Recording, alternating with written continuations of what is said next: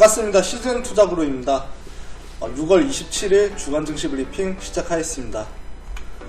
뉴욕 증시가 큰 폭으로 하락을 했는데 코로나19 확진자 급증과 미국 텍사스에서 술집을 다시 폐쇄하면서 재봉쇄에 대한 우려가 증시를 강하게 짓눌렀습니다. 또 미국 연준의 은행 스트레스 테스트 결과도 증시 약세에 한몫을 했는데 코로나19에 따른 경제적 충격이 심각할 경우 일부 은행이 최소 자기자본 규정을 위배할 수 있다고 지적을 하였고, 그러면서 3, 4분기 은행들의 자사주 매입과 배당금 확대를 금지시켰습니다. 이렇게 증시 불안 요인들이 다시 생기게 됨에 따라 뉴욕 증시에 당연히 영향을 받은 건데, 월요일 국내 증시 역시 특이 이슈가 있지 않는 이상 조정을 받을 것으로 예상할 수 있겠습니다. 다음 주 국내 증시는 코로나19 재확산과 경제활동 위축으로 인해서 외국인 투자자들의 매물 출회는 당분간 이어질 수 있겠지만 유동성의 힘으로 지난 3월과 같은 급락 가능성은 낮다고 보고 있습니다.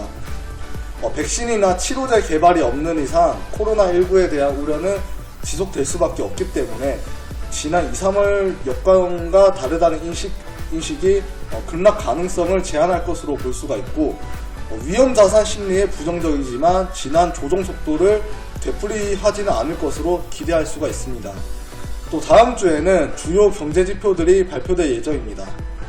ISM 제조업 지수와 미국 고용의 경우 전월 대비 개선세를 이어가고 있지만 추세 전체는 둔할 전망으로 볼 수가 있는데, 다만 주식시장이 코로나 2차 확산 우려가 상존한 상황에서 과거 지표보다는 신규 확진자 데이터에 더 민감하게 반응할 것으로 볼 수 있습니다.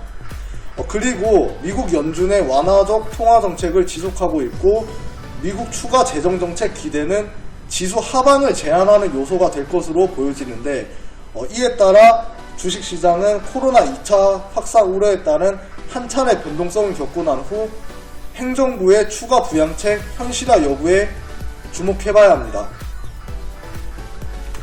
마지막으로 가장 중요한 건 시장이 상승하던 하락하던 간에 우리가 그것을 어떻게 바꿀 수는 없습니다. 그렇기 때문에 바꿀 수 없는 걸 바꾸는 것이 아닌 거기에 대한 준비와 대응을 꾸준히 하셔야 되는 것이고, 저와 저희 회사와 함께 한다면 그 대응은 충분히 가능합니다. 6월달 정말 고생 많으셨고 7월달에도 역시나 성공적인 결과를 기대하시길 바라겠습니다. 감사합니다.